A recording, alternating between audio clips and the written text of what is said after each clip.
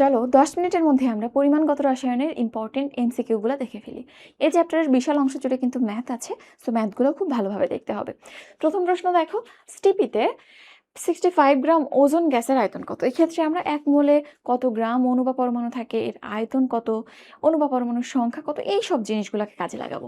তো এইখানে ভরের সাথে আসলে আয়তনের একটা রিলেশন আছে। সো এসটিপিতে 1 মোল বা 48 গ্রাম ওজনের আয়তন 22.4 লিটার। ঐকিক নিয়মে 1 গ্রামের আয়তন কত, 65 গ্রামের আয়তন কত, এভাবে করে আমরা এটা বের করে ফেলেছি। আনসার হচ্ছে 30.33 লিটার। ওকে, পরের কোশ্চেনে যাই আমরা। 10 গ্রাম ক্যালসিয়াম কার্বনেট থেকে 2 × 10⁻20টি অণু সরিয়ে নিলে কি পরিমাণ ক্যালসিয়াম কার্বনেট অবশিষ্ট থাকবে? তো এই ক্ষেত্রে তোমার কাছে খুব সিম্পল হিসাব, 10 গ্রাম ক্যালসিয়াম কার্বনেট আছে, 2 × 10⁻20টি অণু সরিয়ে নিলে এই এত সংখ্যক অণুতে আসলে কত গ্রাম ক্যালসিয়াম কার্বনেট আছে, এটা যদি তুমি বের করতে পারো তাইলে 10 গ্রাম থেকে সেটা বাদ দিয়ে দিলেই হলো।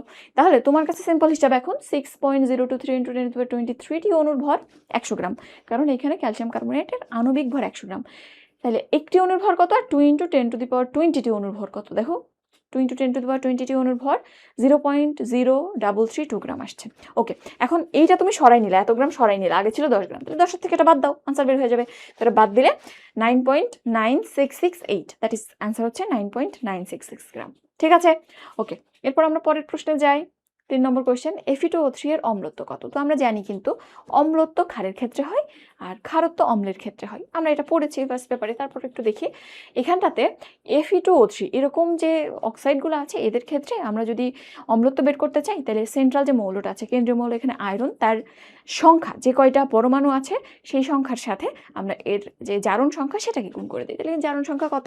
জারণ সংখ্যা কিন্তু 3+3 এবং এখানে কয়টা আছে? 2টা আছে। দেখো এখানে লিখেছি কেন্দ্রীয় মৌল আয়রন, এখানে আছে 2টা এবং এর জারণ সংখ্যা হচ্ছে 3। তো এখানে 3 × 2 = 6 আসছে। তো এখানটাতে আমরা এর অম্লত্ব কত পেয়েছি? 6 পেয়েছি। এরকম আরেকটা অণু আছে Al2O3, তার ক্ষেত্রে কিন্তু 6, একই রকম। তাহলে এগুলো আমরা জানি, অ্যান্ড আদার্স তুমি একটু দেখে নিও বাকি জিনিসগুলো। এরপর আসো কোনটি milk of lime? Milk of lime, lime মানে হচ্ছে চুন, মিল্ক অফ লাইম মানে চুনের পানি এক কথায় বলতে গেলে। তো কলি চুনের সংকেত হচ্ছে ক্যালসিয়াম অক্সাইড। তো ক্যালসিয়াম অক্সাইডের সাথে তুমি যখন পানি যোগ করবা তখনই সেটা মিল্ক অফ লাইম তৈরি হবে। ক্যালসিয়াম অক্সাইড, তার সাথে তুমি পানি দিলা, তাইলে এটাই সাধারণত চুনের পানি, কিন্তু ওই পানির সাথে ক্যালসিয়াম অক্সাইড বিক্রিয়া করে ক্যালসিয়াম হাইড্রোক্সাইড তৈরি করে এবং এর সাথে পানিটা থেকে যায়, পুরো পানি তো আর ইউজ হয় না। তো অ্যাকচুয়ালি ক্যালসিয়াম অক্সাইড প্লাস পানি, বা তুমি যদি একটু অ্যাকচুয়াল বিক্রিয়া লিখো তাহলে CaOH2 অ্যান্ড পানি, এটা হচ্ছে মিল্ক অফ লাইম আর কলিচুন ক্যালসিয়াম অক্সাইড। এরপর আসো 10% NO2CO3 দ্রবণের মোলার ঘনমাত্রা কত? তো এই ক্ষেত্রে আমরা একটা ফর্মুলা মনে রাখবো, P = mc/10। আমরা এভাবে বলতাম, পজিশন = মেডিকেল কলেজ/10। 10টা মেডিকেলের একটাতে চান্স পাইতে হবে প্রথম দিককার। তো এখানটাতে তুমি যদি P হচ্ছে পার্সেন্টেজ, যে কনসেন্ট্রেশন, M ফর এখানটাতে যে ভরটা দেওয়া আছে সেটা, C for absolute concentration, and 10 is a number. তো C = কত আসে? কেটে করে দাও, 10 × P/m। তাইলে এখানটাতে পার্সেন্টেজ কত হচ্ছে? 10%। P এর মান 10 অ্যান্ড Na2CO3 এর ভর কত? 106। বসাই দিলা 10 × 10/106, হিসাব করো 0.9434 আসে আনসার। তাহলে এখানে আনসার হচ্ছে খ। ঠিক আছে, খুবই ইজি, জাস্ট ওই P = mc/10 অ্যান্ড কোনটা কি একটু খেয়াল করো তাইলে পেরে যাবো। আচ্ছা, প্রমাণ দ্রবণ কোনটি? প্রমাণ দ্রবণ কাদের বলবো আমরা? যেখানে ঘনমাত্রাটা আমাদের জানা থাকবে, দ্যাট ইজ মোলারিটিটা আমরা জানবো, এবং দ্বিতীয়ত যে দ্রবণটা তুমি নিচ্ছ ওই দ্রবণটা কোনো প্রাইমারি স্ট্যান্ডার্ড পদার্থের হইতে হবে, নাহলে কিছুদিন পর তো ঘনমাত্রা চেঞ্জ হয়ে যাবে আর ওইটা জানা থাকবে না। তাইলে প্রমাণ দ্রবণ বা জানা ঘনমাত্রা দ্রবণ তারা যাদের মোলারিটি তুমি জানো এবং যারা প্রাইমারি স্ট্যান্ডার্ড পদার্থ দিয়ে তৈরি। সো এখানটাতে মোলারিটি মাত্র এই অপশনটাতে উল্লেখ আছে, বাকি এখানে আয়তন আছে, ওখানে ভর আছে, ওখানে মোল, ওটাও কাইন্ড অফ ভর আছে। তাহলে এখানটাতে আসলে দেখো এটা প্রাইমারি স্ট্যান্ডার্ড পদার্থ প্লাস এখানটাতে মোলারিটিও আমি জানি, সো এইটাই প্রমাণ দ্রবণ। ওকে, এরপর আসি আমরা পরেরটাতে, কোনটি প্রাইমারি স্ট্যান্ডার্ড পদার্থ? প্রাইমারি স্ট্যান্ডার্ড পদার্থ আমরা ফার্স্ট পেপারে পড়েছিলাম, যেখানে কার্বন বা C থাকবে তারা প্রাইমারি স্ট্যান্ডার্ড, এক্সেপ্ট HCl।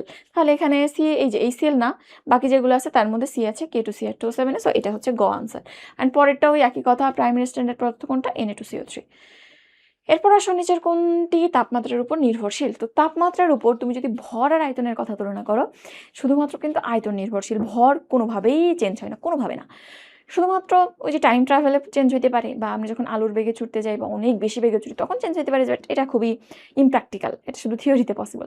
তো যাই হোক, তো এই ক্ষেত্রে আমরা যদি চিন্তা করি তাহলে আয়তন এবং ভরের মধ্যে ভর চেঞ্জেবল না, কিন্তু আয়তন কিন্তু চেঞ্জেবল। হ্যাঁ, বাতাস দেখো একটু গরম করলে অনেক বেশি ফুলে যায়, তরলের ক্ষেত্রে একই কথা। সো যেখানে আয়তনের কথা উল্লেখ আছে সেটা তাপমাত্রার উপর নির্ভরশীল। মিলিগ্রাম পার কেজি দুইটাই ভর, so no. Microgram per KG একই কথা, দুইটাই ভর। এই যে এখানে দেখো মিলি মোল লিটার, এই যে লাস্টের ইউনিটটা লিটার, এই লিটারটা তাপমাত্রা অনুযায়ী ফ্লাকচুয়েট করবে, এই জন্য কনসেন্ট্রেশনটা কিন্তু চেঞ্জ হয়ে যাবে। তাহলে এখানে আনসার কোনটা? খ। কেন? কারণ শুধুমাত্র আয়তন তাপমাত্রার সাথে চেঞ্জ হয়। এরপর আসো 0.25 মোল H2SO4 এর ঘনমাত্রা ppm এককে কত?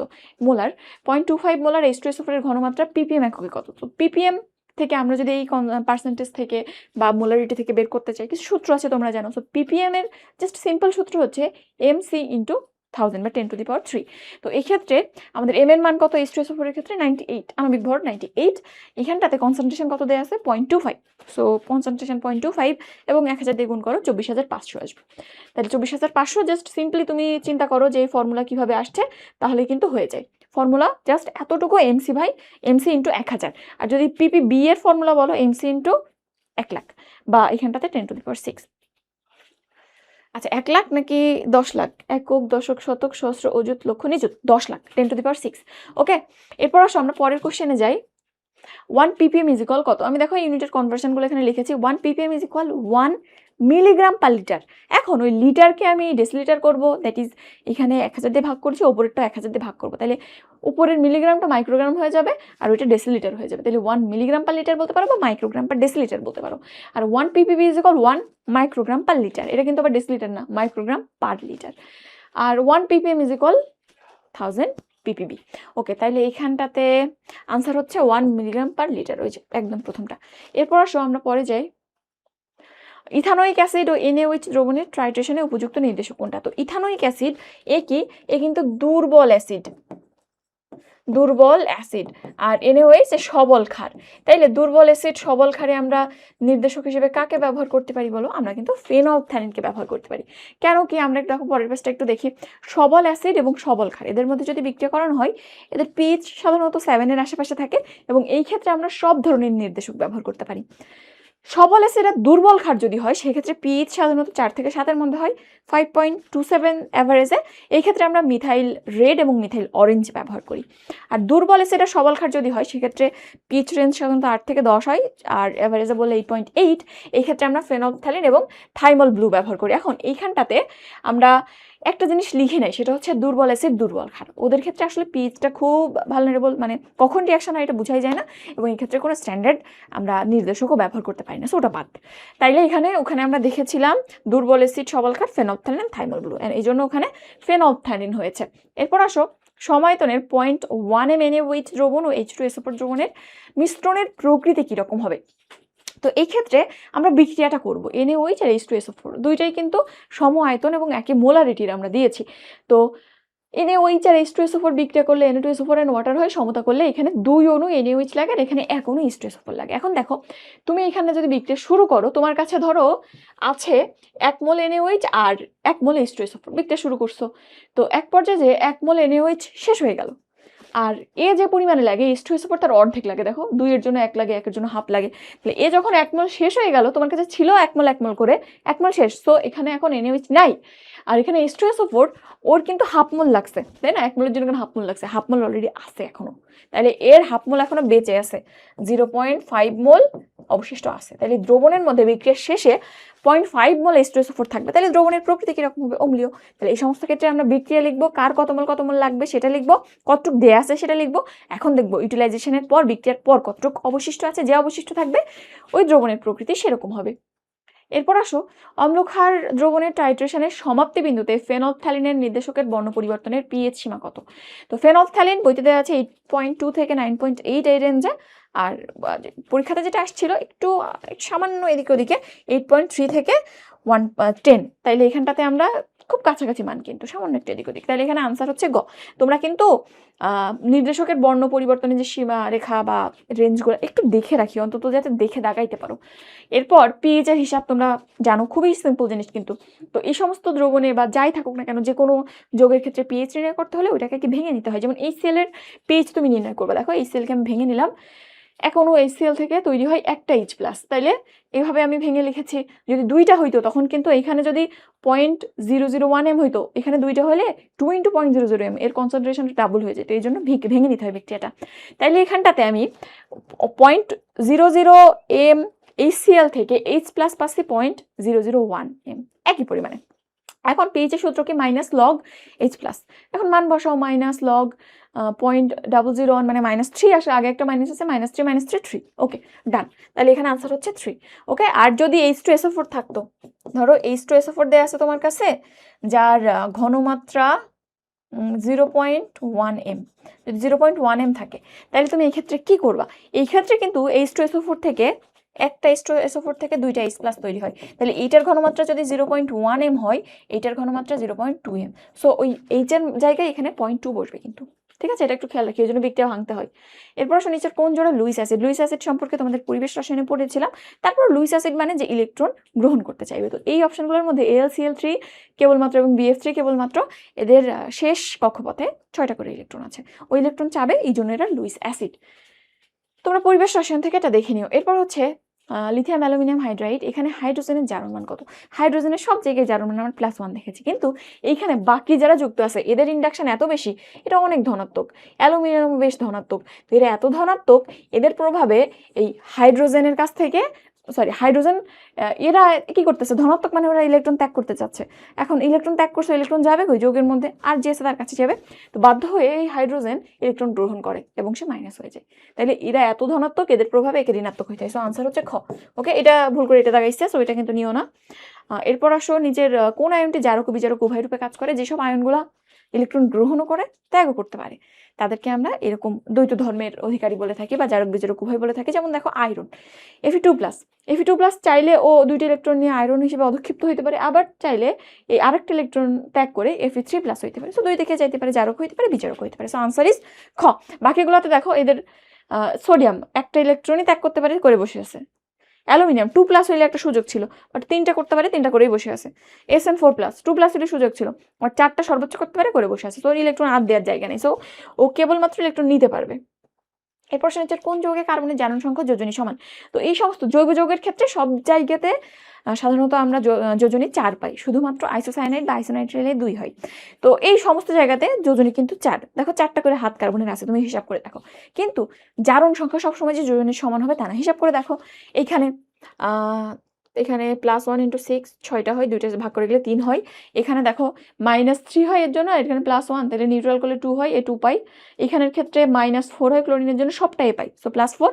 আর এই ক্ষেত্রে -2 +2 0 হয়ে যায়। তাইলে এখানে একমাত্র আনসার হচ্ছে যেখানে দুইটা সমান পাচ্ছি সেটা কিন্তু ঘ। প্রত্যেকটার ক্ষেত্রে যোজনী 4। জারণ সংখ্যা হিসাব করে দেখলে এটা 2+, এটার হচ্ছে 3+3, এটা 0, এটা +4, তাহলে আনসার হচ্ছে ঘ। এটা মনে রাখিও, জৈব যৌগে সবগুলোতে যোজনী সাধারণত 4 হয়। এরপর অম্লীয় মাধ্যমে KMnO4 কয়টি ইলেকট্রন গ্রহণ করে? আবার অম্লীয় মাধ্যমে 5টা ইলেকট্রন গ্রহণ করে, কিন্তু ক্ষারীয় মাধ্যমে 3টা ইলেকট্রন গ্রহণ করে, সেটা জানতে হবে। অম্লীয় মাধ্যমে KMnO4 5টা ইলেকট্রন গ্রহণ করে, আর ক্ষারীয় মাধ্যমে 3টা ইলেকট্রন গ্রহণ করে। সো এখানে আনসার হচ্ছে ঘ। এগুলো সব গ সব মুখস্থ করে ফেলবা, কিন্তু চলে আসবে পরীক্ষাতে। নিচের কোনটির বেলায় সচল মাধ্যম রূপে হিলিয়াম গ্যাস ব্যবহৃত হয়? তো দুই ধরনের ক্রোমাটোগ্রাফি সেকেন্ড পেপারে উল্লেখ আছে, একটা হচ্ছে GLPC আর একটা হচ্ছে HPLC। তো GLPCর ক্ষেত্রে স্থির মাধ্যম সাধারণত তরল থাকে, আর সচল মাধ্যম রূপে আমরা নিষ্ক্রিয় বিভিন্ন রকম গ্যাস ব্যবহার করি, যেমন হিলিয়াম এবং নন রিঅ্যাক্টিভ নাইট্রোজেন গ্যাস। এটা কিন্তু GLPC, নট GPLC। স্থির মাধ্যম তরল আর সচল মাধ্যম গ্যাস, নিষ্ক্রিয় গ্যাস হিলিয়াম আর নাইট্রোজেন। আর HPLC যেটা হাই পারফরমেন্স লিকুইড ক্রোমাটোগ্রাফি, এই ক্ষেত্রে স্থির মাধ্যম সাধারণত কঠিন হয়, সিলিকা, পলিমার এই ধরনের। আর সচল মাধ্যম রূপে আমরা লিকুইড ব্যবহার করি, পানি, মিথানল, অ্যাসিটোনাইট্রাইল, এইগুলা। তো হিলিয়াম কোথায় ব্যবহৃত হয়? দেখো হিলিয়াম কেবলমাত্র গ্যাস মানেই GLPCতে ব্যবহৃত হবে, সো এখানে উত্তর হচ্ছে GLPC। জাস্ট সিম্পলি মনে রাখো, HPLC যেটা, এটা কলাম ক্রোমাটোগ্রাফির আরেকটা রূপ। তো এখানে স্থির মাধ্যম রূপে কঠিন থাকে আর সচল মাধ্যম রূপে তরল থাকে, দুটো দেখে ফেলবা। আর এখানে GLPC এটা গ্যাস ক্রোমাটোগ্রাফির আরেক নাম। সো স্থির মাধ্যম রূপে এইখানটাতে তরল থাকবে, আর সচল মাধ্যম রূপে অবশ্যই গ্যাসীয় থাকবে, ওকে। এরপরে আসো মোলার শোষণ সহকের একক কোনটা? তো এখানে সূত্র তুমি যদি লিখো ε0 = A/Cl, এটা তো অ্যাবজর্বেন্স, ওর কোনো একক নাই, তো ওইখানটাতে কিছু নাই। আর সি কনসেন্ট্রেশনের একক মোল পার লিটার, আর লেন্থ সেন্টিমিটারে প্রকাশ করি আমরা এখানটাতে। তো তুমি যদি হিসাব করো, উপরে উঠে যাই, মোল উপরে উঠলে পার মোল হয়, লিটার ইনভার্স আছে যেহেতু, উপরে উঠলে লিটার হয়, আর সেন্টিমিটার উপরে উঠলে সেন্টিমিটার ইনভার্স হয়। তাহলে লিটার পার মোল পার সেন্টিমিটার, এই যে এটা। তাহলে আনসার এখানটাতে ক, আমরা সূত্র থেকে বের করে ফেললাম। এরপর পরের কোশ্চেনে আসো, এইজ ইকুয়াল এপসাইলন সিএল এর মধ্যে কোনটা সঠিক? তো এখানে কোন রাশিগুলো দিয়ে কোন দিয়ে কি বুঝাচ্ছে আমাদের জানতে হবে। এ দিয়ে অ্যাবজর্বেন্স বা বিশোষণ মাত্রা বোঝায়, কতটুকু শোষিত হইলো। এপসাইলন দিয়ে মোলার শোষণ সহগ বোঝায়, সি দিয়ে ঘনমাত্রা বোঝায়, এল দিয়ে সেলের পুরুত্ব বোঝায়। কিচ্ছু বোঝার দরকার নেই, অন্তত কি বুঝায় এগুলো দেখবা। তো এ শোষণাঙ্ক নো, এপসাইলন দ্রবণের ঘনমাত্রা না, এল সেলের পুরুত্ব, ইয়েস সেলের পুরুত্ব বা সেল যতটুকু পুরু আর কি, সেলের দৈর্ঘ্য অনেকে বলে, সেলের দৈর্ঘ্য। আর সি শোষণ না। তাহলে এখানে আনসার কোনটা? আনসার কিন্তু এল সেলের পুরুত্ব, গ। এরপরে আসো, গ্যাস ক্রোমাটোগ্রাফিতে ব্যবহারযোগ্য বাহক গ্যাস কোনটা? অলরেডি আমরা বলেছি ওই যে জিএলপিসি বা গ্যাস ক্রোমাটোগ্রাফি, এখানে বাহক গ্যাস দুইটা উল্লেখ ছিল, হিলিয়াম আর নিষ্ক্রিয় নাইট্রোজেন বা নন রিয়েক্টিভ নাইট্রোজেন। তো এখানে আনসার কিন্তু গ, দুইটা একসাথে দিবে না, হিলিয়াম দিবে ইদার বা নাইট্রোজেন দিবে। আচ্ছা, এখন একটা নাইট্রোজেন অণুর ভর কত? খুবই সিম্পল ম্যাথ, আমরা এমনি জানি স্ট্যান্ডার্ড 6.023 × 10⁻23 ভর, 28 গ্রাম। একটার ভর কত? জাস্ট উল্টায় দাও, 4.65 × 10⁻23। তোমাদের তো টেনশনও নেই, কারণ তোমার কাছে এই যে এটা, তোমার কাছে ক্যালকুলেটর আছে। এইগুলো যদি অ্যাডমিশনে আসে তাহলে একটু ঝামেলা হয়, তোমার কাছে ক্যালকুলেটর আছে, তো এইগুলো নিয়ে প্যারাই নেই। ওকে, তাহলে ম্যাথগুলো সুন্দর করে দেখবা। এর সাথে সাথে আমি মোটামুটি থিওরিগুলো গুছিয়ে দিয়েছি তোমাকে, এটা দেখার পর অবশ্যই অনুশীলনী সলভ করে ফেলবা। ঠিক আছে, তাহলে আজকে এই পর্যন্ত। আল্লাহ হাফেজ, আসসালামু আলাইকুম। বাকি ক্লাসগুলো সবই প্লেলিস্টের আন্ডারে আছে, দেখে ফেলিও।